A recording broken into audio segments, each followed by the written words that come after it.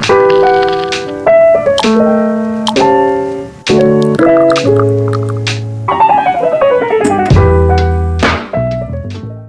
everyone. Thanks for listening to Wake Up, Look Up, a podcast where we connect events happening in real time to the gospel of Jesus Christ. I'm Zach Wyrock, and in today's episode, we're asking the question, does love need a GPS? This is from the Wall Street Journal article from this week called The New Relationship Deal Breaker, and it is about Gen Z and how increasingly it is becoming a deal breaker for Gen Z couples to not allow each other to track each other on their phones. So if you're a parent, you know this. There are a lot of apps on smartphones these days that allow you to track where someone is. My family uses one so that at any given moment, I can know where all my teenagers are. Well, Gen Z, of course, is growing up in the social media, smartphone era, and they are now asking their boyfriend or girlfriend to be able to track their location for, as you might imagine, all the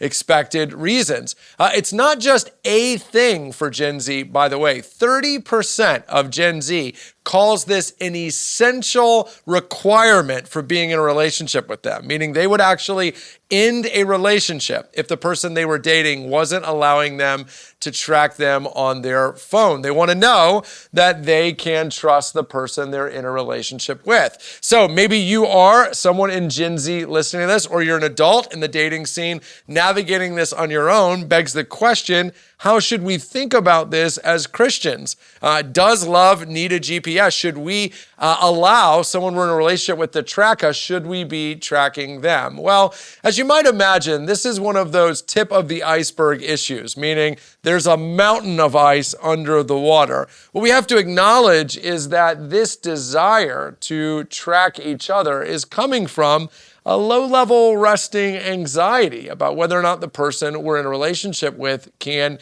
be trusted. And I just want to encourage you that this is one of the reasons why, if you're a Christian listening to this, you should be dating or in a relationship with another follower of Jesus. That's because ultimately your hope isn't in being able to track that person.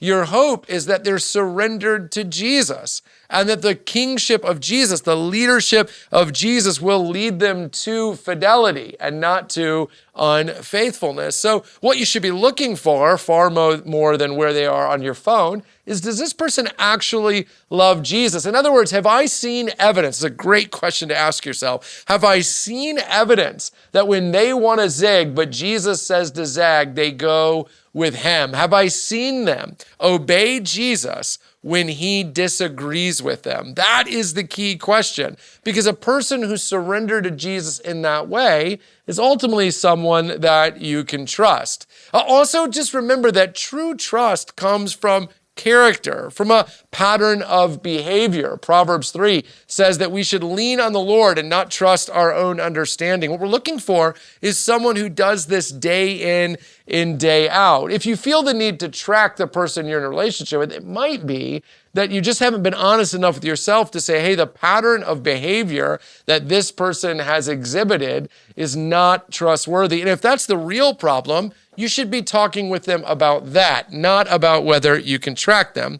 I'm also a little worried about the spirit of fear or the resting state of anxiety. Social media and smartphones have made us feel as though we know everything all the time, as though we can know everything all the time. It makes us feel as though we can create a world for ourselves where we are in control, but we're not. The fear that you have of another person hurting you is fear that is always going to be there. No amount of tracking is ever going to fix that. Because after all, I don't know if you've ever thought about this, but the person you're dating can just leave their phone at home if they need to. They can get a second phone. There is no actual technological thing that will keep you from any worry at all. Now, having said that, here's another thing that I think that might sound a little paradoxical. Accountability can be a really helpful and wise thing. This is no different than software you install on your computer to keep you from looking at pornography.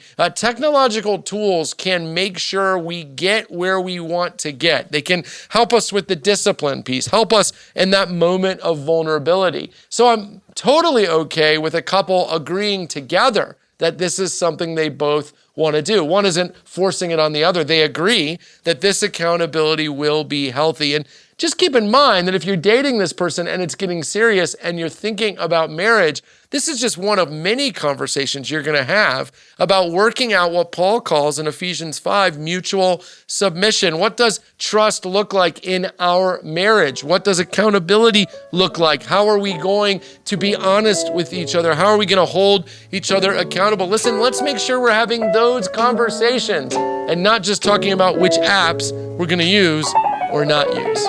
Hey, thanks so much for watching this episode of Wake Up Look Up. While you're here, take a minute to like and subscribe. It really helps us get the word out. Don't hesitate to leave a review wherever you might find this podcast on an audio level and help spread the word. And hey, while you're here, check out all the other content we have at Christ Community Chapel on YouTube. Some of those videos are popping up on the screen now. Click on one.